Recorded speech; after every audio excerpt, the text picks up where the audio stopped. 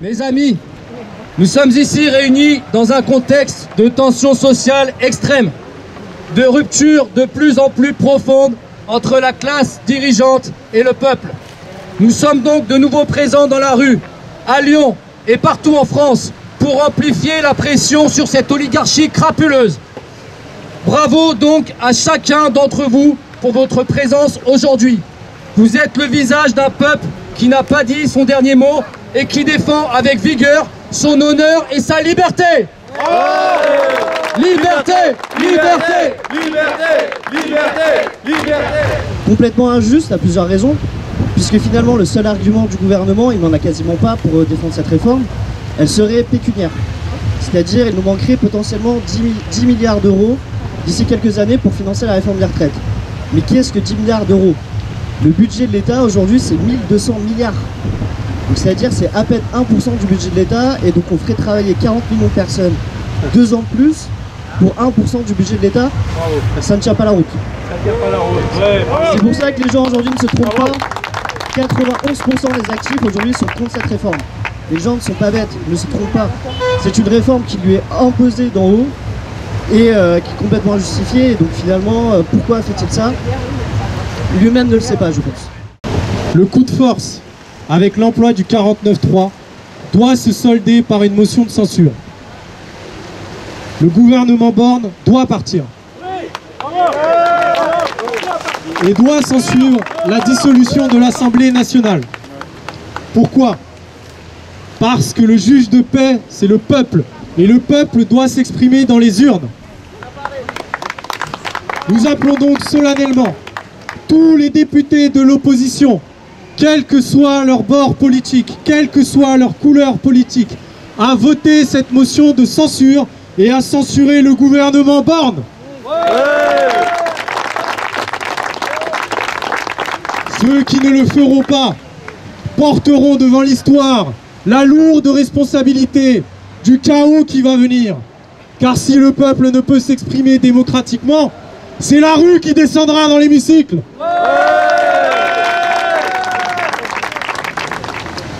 Nous voulons que le pouvoir politique nous respecte. Les élus et le président sont nos représentants, ce ne sont pas nos maîtres. Et c'est depuis longtemps que le pouvoir politique, que ce soit Sarkozy, Chirac, Hollande et Macron, qui ne nous respectent pas. Macron étant le pire. Et quand il parle de nous, il dit qu'il nous emmerde. Nous aussi on l'emmerde. Dans le jeu politique des 20 dernières années, tout est scandale, mais il est interdit d'en parler au risque d'être taxé de complotiste. Ces présidents ont bradé la France pour des intérêts de pouvoir et des intérêts financiers. Ces présidents ont détruit notre industrie, nos expertises, en préférant faire produire moins cher à l'étranger ou en vendant nos fleurons. Ces présidents ont été les chantres de la mondialisation et de la production à bas coût plutôt que de soutenir l'industrie et l'emploi en France. Oui, aujourd'hui, nous voulons qu'Emmanuel Macron parte parce qu'il représente cette même politique. Nous espérons que la motion de censure soit votée par le plus grand nombre et que le quinquennat soit ébranlé, que le gouvernement soit renversé. Alors oui, faut sortir de l'OTAN. Je suis totalement d'accord. Sortir de cette Europe qui n'est qu'un relais de l'oligarchie. Pousser notre gouvernement dehors, ça oui, ok, d'accord. Je suis d'accord. Et généralement, c'est plus facile de savoir ce qu'on veut pas que ce qu'on veut. Ça, c'est le plus difficile. En fait, je crois que je suis un piètre motard, hein, mais le truc qu'on m'a dit, c'est que si jamais tu vois un obstacle dans la route et que tu fixes l'obstacle, tu es sûr de te le prendre. Il faut toujours fixer la sortie, il faut toujours fixer la solution, en fait. Donc, je voulais juste dire rapidement qu'on ne construira pas la paix, on ne construira pas l'avenir si jamais on ne s'attelle pas à une réforme profonde du système financier et monétaire international, et notamment le système transatlantique. C'est un système, comme tout le monde le voit, qui est en faillite aujourd'hui. Et c'est quelque chose que la France ne peut pas faire toute seule, mais c'est quelque chose qu'elle peut et qu'elle doit initier. En quelques mots, merci. Cette réforme, ça passe par une séparation bancaire, un Glass-Steagall Act, c'est-à-dire une séparation d'un côté les banques de dépôt et de crédit, de l'autre les banques d'affaires. Ça passe par une nouvelle architecture mondiale, financière, et ça passe par une banque nationale qui va faire du crédit pour tout ce qui est utile à la vie, pour tout ce qui est utile aux gens. Voilà. Ça, c'est vachement important. C'est pas une histoire technique, c'est ce qui va nous donner un avenir, en fait. Parce que le franc, oui, mais quel franc? Est-ce que ça va être un franc de la spéculation, hein? Donc moi, je pense qu'il faut pousser nos gouvernants dehors, mais c'est vachement important de savoir ce qu'on va mettre en place, histoire qu'on ne se retrouve pas avec une énième roue de secours de l'oligarchie. Voilà. Bon. Oui, nous sommes des patriotes, fiers de l'être. Nous ne voulons pas d'une France vassalisée, soumise à la volonté de puissance américaine qui nous entraîne à la guerre, détruit notre pays et nos acquis sociaux.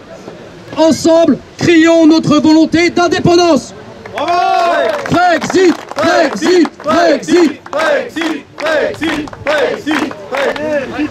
Cette réforme des retraites s'inscrit dans la guerre qui est menée depuis plus de 40 ans aux Français. Nos libertés, notre indépendance, notre mode de vie, notre système de santé, notre protection sociale, ils ne s'arrêteront pas lorsqu'ils n'auront pas tout détruit. De qui je parle? De qui je parle? De ces prétendues élites, sorties des plus prestigieuses écoles, de cette soi-disant aristocratie qui dirige nos grandes entreprises, qui dirige notre administration et qui gouverne notre pays. Cette caste qui prend ses ordres auprès de l'OCDE, auprès du FMI, auprès de la Commission européenne et à Berlin. Et donc aujourd'hui nous sommes à un tournant à la croisée des chemins, parce que si, avec cette réforme qui est contestée par la majorité des Français et par la majorité également de l'Assemblée nationale, nous ne réussissons pas à faire tomber Macron et son gouvernement, quand donc? Donc c'est aujourd'hui qu'il faut le faire, très important, et donc nous verrons parmi les députés français qui se disent d'opposition, qui sont des vrais résistants, qui est la vraie opposition et qui sont les traîtres. J'ai potentiellement une petite idée, puisqu'on a entendu un certain Éric Ciotti dire que, soi-disant, il ne faut pas ajouter du chaos au chaos, et le chaos c'est Macron, il faut virer le chaos, et donc il faut virer Macron. Donc on sent un petit peu le vent de traîtrise chez certains groupes politiques ou chez certains politiques, mais bon, l'histoire jugera, nous jugerons qui sont les résistants et qui sont les traîtres. Donc voilà, c'est un grand moment d'histoire politique que nous vivons aujourd'hui, et nous devons nous en saisir pour amener nos idées au bout. Résistance, résistance, résistance. Nous exhortons donc ceux qui nous sont présentés comme étant l'opposition de faire réellement le boulot. D'abord, voter la motion de censure transpartisane pour dégager ce gouvernement de voyous à col blanc. Ensuite, déclencher un référendum d'initiative partagée sur ce sujet pour que le peuple revienne aux urnes. Je rappelle que le dernier référendum en France date de 2005, que son résultat a été bafoué et que toute personne ayant moins de 36 ans n'a jamais voté lors d'un référendum. C'est une honte, une mascarade de démocratie. Oui, nous voulons la démission du gouvernement, puis le départ du président. Macron, démission. Macron, démission. Macron, démission. Macron, démission. Macron, démission. Bravo Martin et l'équipe des Patriotes de Lyon d'organiser ce rassemblement. Bravo à la dynamique qui s'instaure entre les partis pour être présents dans le débat et dans la lutte. Mais rien ne se fera sans vous. Dès lundi, il faudra se mobiliser en fonction du résultat du vote et en cas de dissolution de l'Assemblée. Il faudra convaincre les ventres mous, ceux qui ne sont gênés par rien, comme les LR, ceux qui acceptent tranquillement la gouvernance d'Emmanuel Macron, abreuvés par la télé et la radio d'État, qui ne se choquent plus de rien, qui même souvent n'espèrent plus.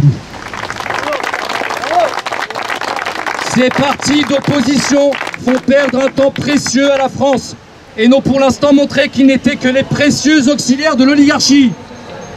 Toutes ces forces politiques représentées à l'Assemblée, ce cartel de ministres et d'anciens ministres, ainsi que ces faux opposants, sont en train de mener la France à la ruine. le peuple à la misère et peut-être demain à la guerre. Mais qui sont donc les responsables? Ce sont eux les responsables, tous coupables. Je rappelle que ce sont les mêmes qui ont fait exploser l'endettement public en achetant la paix sociale avec le quoi qu'il en coûte. Ce sont les mêmes qui ont fait le choix, il y a plus de 40 ans, de désindustrialiser notre pays. Ce sont les mêmes qui ont fait le choix du chômage de masse. Macron, démission! Ce sont les mêmes qui payent grassement des cabinets de conseil en échange des services rendus. Ce sont les mêmes qui continuent d'émettre des obligations d'État indexées sur l'inflation, les fameuses OATI qui coûtent des milliards d'euros chaque jour aux contribuables, quand l'État pourrait emprunter à taux nul ou à taux négatif. La bonne gestion, en réalité, mes amis, s'arrête aux portes du népotisme et de la concussion. Ils nous prennent pour des cons et cela me met en colère. Nous avons le droit, nous avons le devoir d'être en colère.